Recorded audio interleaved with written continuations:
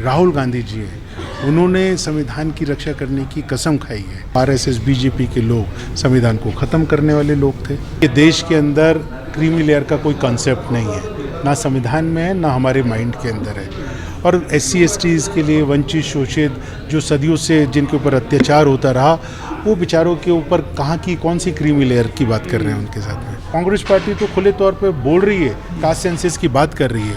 राहुल गांधी जी बोल रहे हैं कि भैया कास्ट बेस्ड सेंसस करवाइए ना, जिसकी जितनी संख्या बारी उतनी उसकी हिस्सेदारी की बात कर रहे हैं। भारतीय जनता पार्टी पर और नरेंद्र मोदी की बातों पे कोई विश्वास नहीं। सरकार को ये अनाउंस करना पड़ेगा कि कास्ट सेंसस कब करवाना है। संविधान की रक्षा करने के लिए, संविधान की सुरक्षा के लिए मजबूती के साथ में पूरे देश के अंदर हमारे जो जननायक राहुल गांधी जी हैं, उन्होंने संविधान की रक्षा करने की कसम खाई है।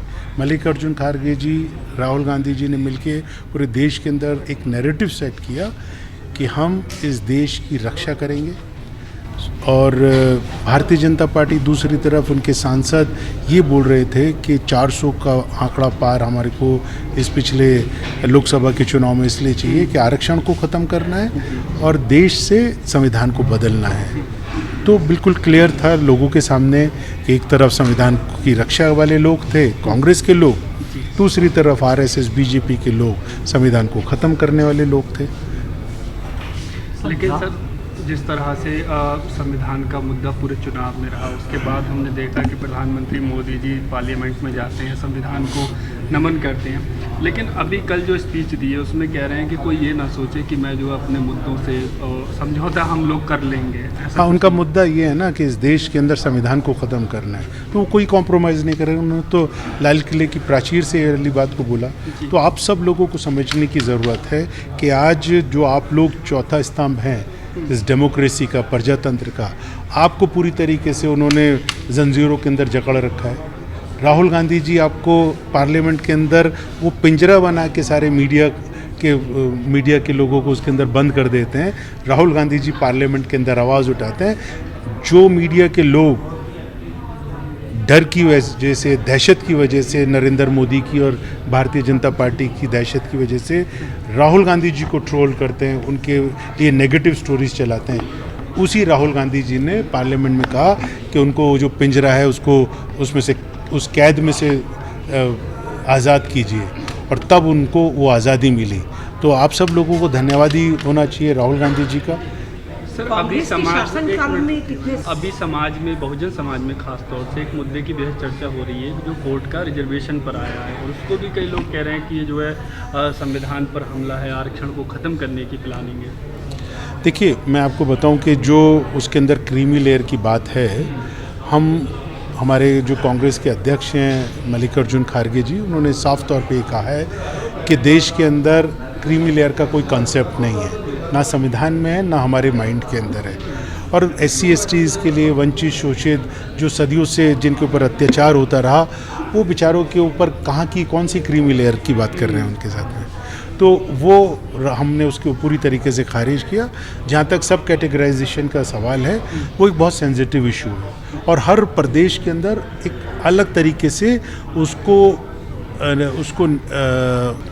दूसरे तरीके से रीड किया जाता है। कहीं पर कोई डोमिनेट करता है, कहीं पर कोई पूरी तरीके से वंचित है। तो हर स्टेट के लीडर्स के साथ में बैठ के विचार विमर्श हो रहा है, मीटिंग्स हो रही हैं। मल्लिकार्जुन खड़गे जी, सोनिया गांधी जी, राहुल गांधी जी सीधे तौर पे उनसे संपर्क कर रहे हैं। और क्योंकि 565 का पेजेस का ये पूरा डिसीजन था, तो it is not very easy कि उसके ऊपर तुरंत हम फैसला कोई ले ले। फैसला तो सरकार को लेना चाहिए। सवाल ये वाला आपको सरकार से पूछना चाहिए। कांग्रेस पार्टी तो खुले तौर पे बोल रही है, कास्ट सेंसस की बात कर रही है। राहुल गांधी जी बोल रहे हैं कि भैया कास्ट बेस्ड सेंसस करवाइए ना, जिसकी जितनी संख्या बारी उतनी उसकी हिस्सेदारी की बात कर रहे हैं। तो उससे बात हमारा बड़ा क्लियर है कि सरकार को जवाब देना है कि वो कब का सरकार कह रही है कि हम क्रीमी लेयर लागू नहीं करेंगे, लेकिन वो सिर्फ एक भरोसा आश्वासन दिया गया। हम उनकी बात पे विश्वास नहीं करते। एज ऑपोजिशन हमारी ड्यूटी है कि हम इस चीज़ को प्रोटेक्ट करें कि ऐसा, ये किसानों के लिए भी उन्होंने ऐसे ही कहा था कानून लागू कर दिया और उसके बाद में बोला कि हम इसके अंदर संशोधन कर देंगे। ऐसे आज पूछिए ना, जो अभी उनको हड़ताल से उठाया था, जो धरने से उठे थे किसान, एमएसपी कहाँ पे बढ़ाई उन्होंने? जो वायदे किए थे पूरे नहीं किए। तो हमारे को भारतीय जनता पार्टी पर और नरेंद्र मोदी की बातों पे कोई विश्वास नहीं सर, है। आपको नहीं लगता ये जो फैसला है इससे जाति जनगणना होना जरूरी होगा, तभी तो जी आंकड़े बिल्कुल, सामने आएंगे? कास्ट सेंसस की बात हम कर रहे हैं और सरकार को ये अनाउंस करना पड़ेगा कि कास्ट सेंसस कब करवा रहे हैं।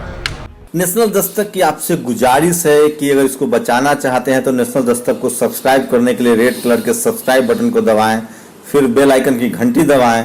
नेशनल दस्तक को बचाने के लिए बहुत जरूरी है कि हर खबर को शेयर करें, लाइक करें, कमेंट जरूर करें।